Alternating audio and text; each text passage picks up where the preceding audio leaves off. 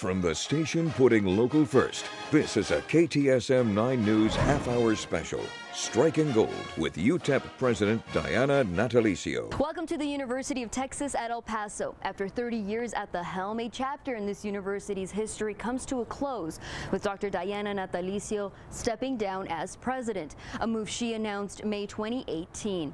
Natalicio is UTEP's first woman president and the longest-serving president in the school's history, a woman who has shaped education in the borderland through her first-hand experience.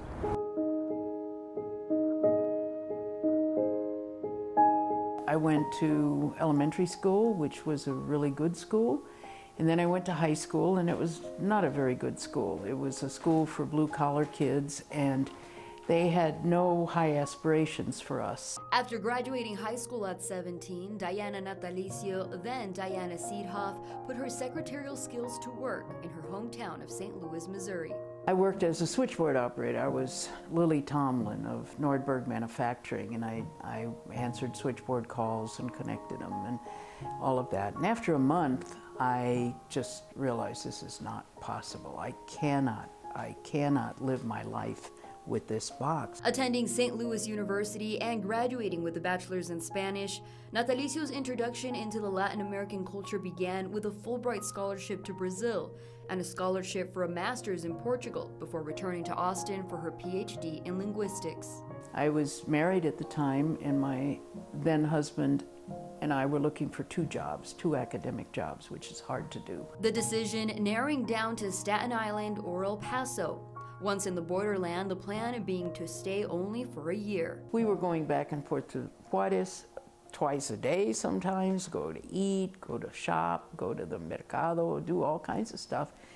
And the idea of living in two countries at the same time was just phenomenal. I just loved it. And so a legacy began. When Dr. Natalicio began her tenure as president of the university in 1988, she had two particular goals she wanted to accomplish before leaving.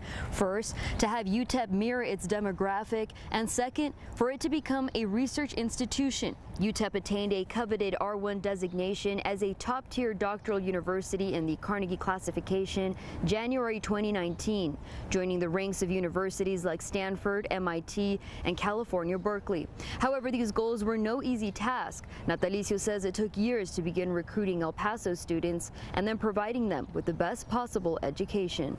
On the heels of its recent designation, a new research building is being constructed on the southeast corner of University Avenue and Sumble Drive to support the continued growth of UTEP's research agenda for years to come, of course keeping with the established Bhutanese architecture.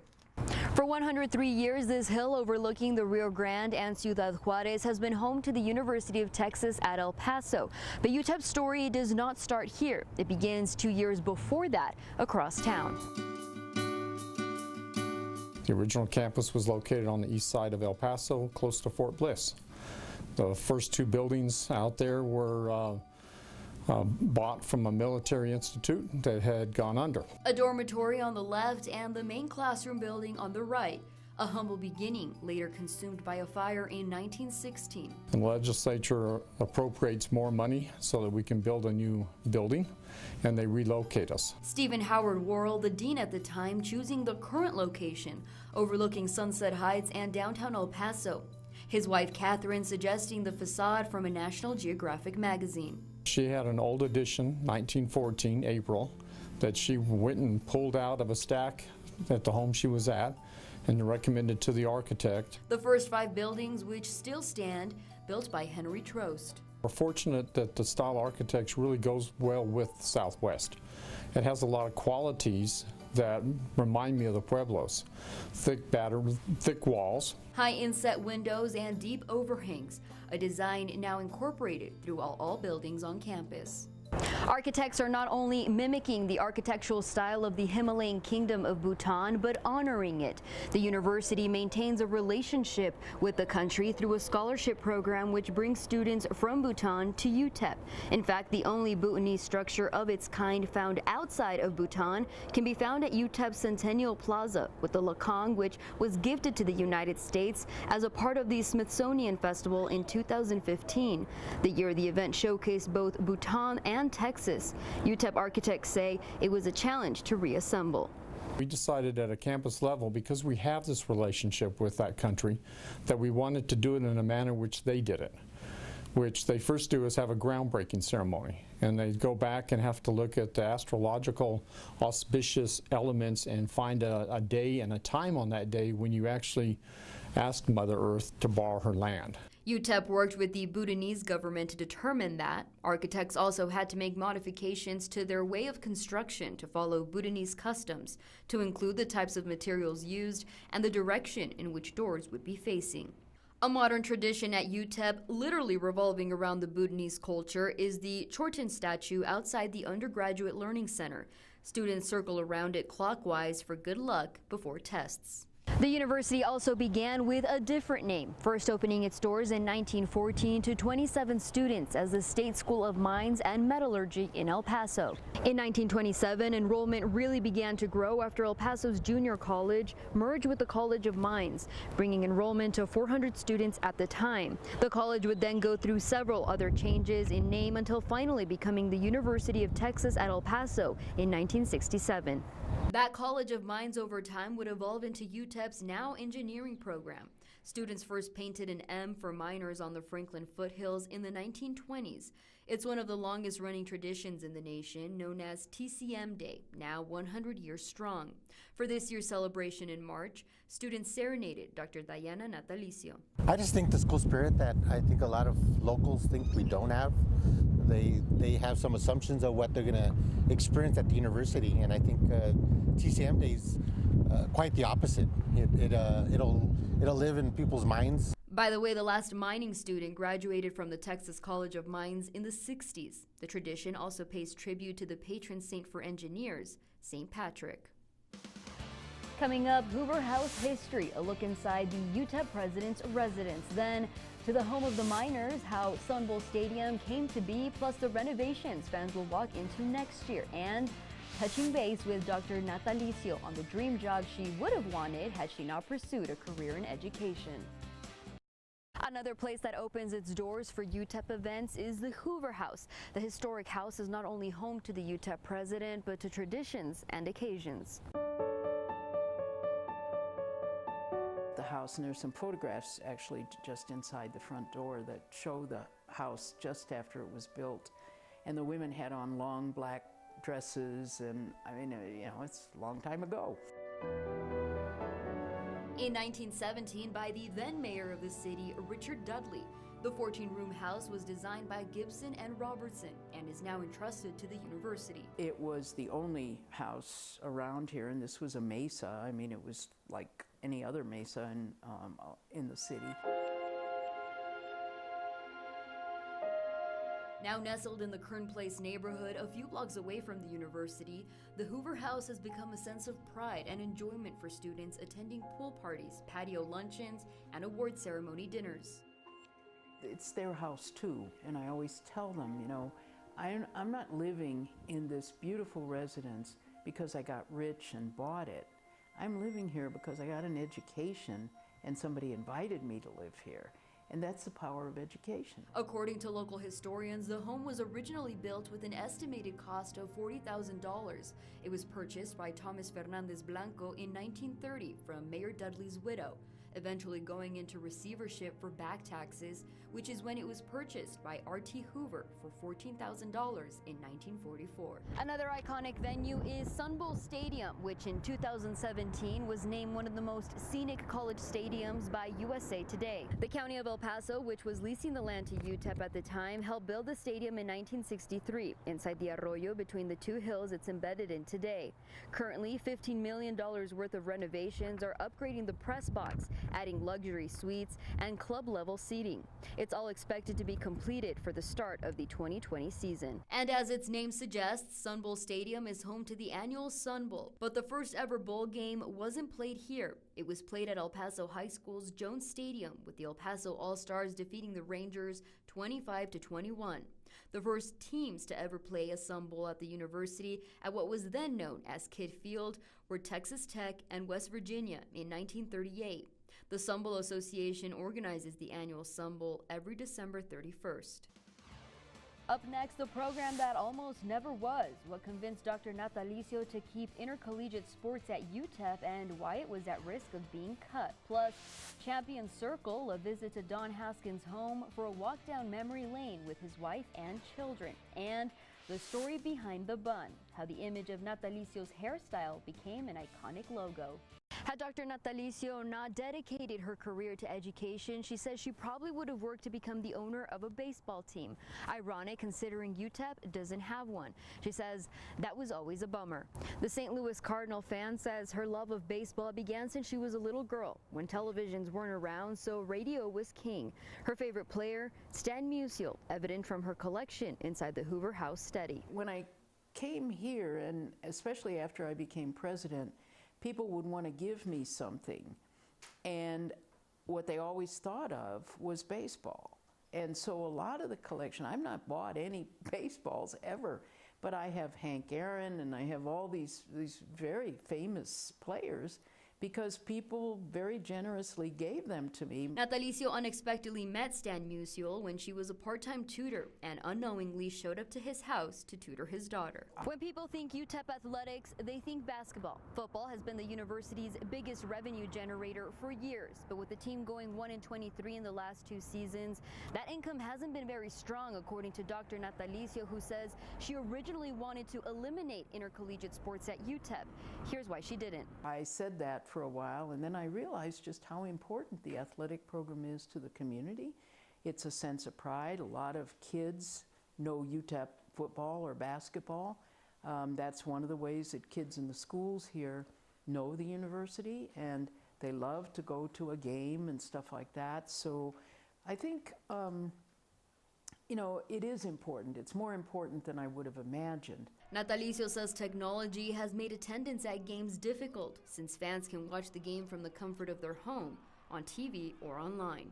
Natalicio says athletics is a challenge for institutions like UTEP because of the amount of money that goes into the department. Although basketball and football generate money for the school, the rest of the sports are considered non-revenue sports. There also has to be a gender balance of as many women student athletes as there are women in the student population. For UTEP, that's 53%. Former UTEP athletic director Bob Stoll says he, along with Natalicio, came up with a 5-year strategic plan during his time at UTEP to make the university more appealing to athletes. The big things was to build some facilities because it was very difficult to attract student athletes and coaches with the facilities that we had because we had nothing. So we, thanks to Larry Durham's first major gift, we built the Durham Center. Then we built the Foster Stevens basketball facility and the Helen of Troy baseball or softball facility. So amongst actually redoing all the facilities there. Another way the university makes money is by winning games, which is why making UTEP a competitive university was important. A big source of pride within the UTEP athletics community and their fan base is in the 1966 Texas Western men's basketball team, now known as UTEP. The Miners upset Kentucky 72-65 in the national championship game, remaining as the only Division I men's basketball national championship in the state of Texas. The Miners were coached by Hall of Famer Don Haskins, who started 5 black players in the game. The first team with an all-black starting lineup to win an NCAA national championship. The team inspiring the book and film, Glory Road. It was awesome, and I thought they did a wonderful job, and they were very accurate too, in so many ways. But it was a thrill. I can't even describe what a thrill it was. From the court to the big screen, it's been the journey of a lifetime, but a long ways away from Don and Mary Haskins' humble beginnings. Don and I met when he was playing basketball at Oklahoma State years and years ago. And then I followed him on his journey coaching high school, and we ended up here in El Paso. All the way from El Paso. Haskins remembering that championship game like it was yesterday. Oh, it was unbelievable. You know, I couldn't believe it was happening, but it was. and we accepted it and came back home to El Paso happy and proud. The Haskins living and breathing UTEP basketball. We lived in Miners Hall when we first lived here, and then he came back home one day and said, well, I've got good news, I've got a raise. And I said, well, good. He said, we're going to get to move out of Miners Hall. And I said, what?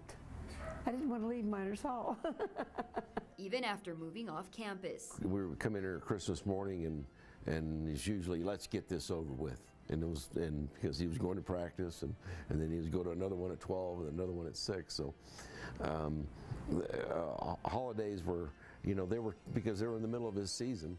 And, we knew that. So that was part of the deal. But it was, watching games and being a part of that, it was, it's harder.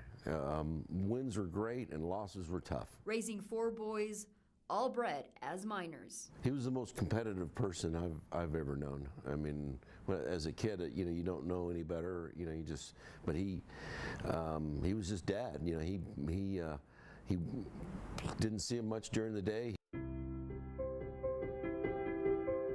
Haskins believing in a team not many others believed in, regardless of the racial tensions of the time, but it wasn't easy. I remember that he had made comments on, I wish we would finish second, because there was the hate mail. Not sending a political message, simply playing his best players. Coming up, a year of laughs, how the students, faculty, and staff at UTEP are saying thank you for 30. Plus, will she stay or will she go? Natalicio's retirement plans when she officially steps down. Dr. Diana Natalicio has not only been an influential leader for UTEP, but for El Paso as well, recognized nationwide for her dedication to education. This is how the community is saying thank you for 30.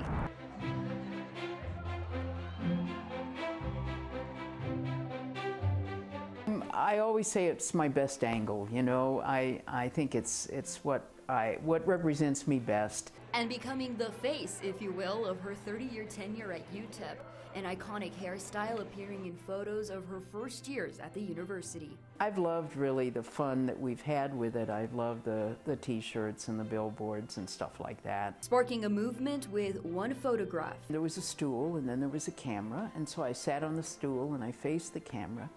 And he said, no, I want you to turn around. And I said, really? And he said, yes, I want to take the back of your head. And I said, well, nobody's ever asked me to do that before, but why not? The concept itself came from the University of Communications. They got in touch with me, and based on what the director said, they contacted a couple of artists to see their renditions, but it was mine that was actually selected. Having been named one of Time magazine's most influential people in the world in 2016, Natalicio is no stranger to the national stage, but is much more comfortable on a different one, shaking the hands of grads, saying that's her biggest accomplishment. On behalf of the more than 90,000 minor alumni that they will join today, I'd like to take this opportunity to thank you for all that you have done and all that you continue to do for this university and for the community and the students we serve. An end to an era, but Dr. Diana Natalicio won't be far. She's decided to stay in El Paso to assist the university and incoming President Heather Wilson if needed, but not before vacationing in Portugal, where she says this crazy journey began. That does it for our KTSM special on Natalicio's 30 years at UTEP. With photojournalists Ruben Espinosa and Johnny Munoz, I'm Estefania Safer. Picks up, miners.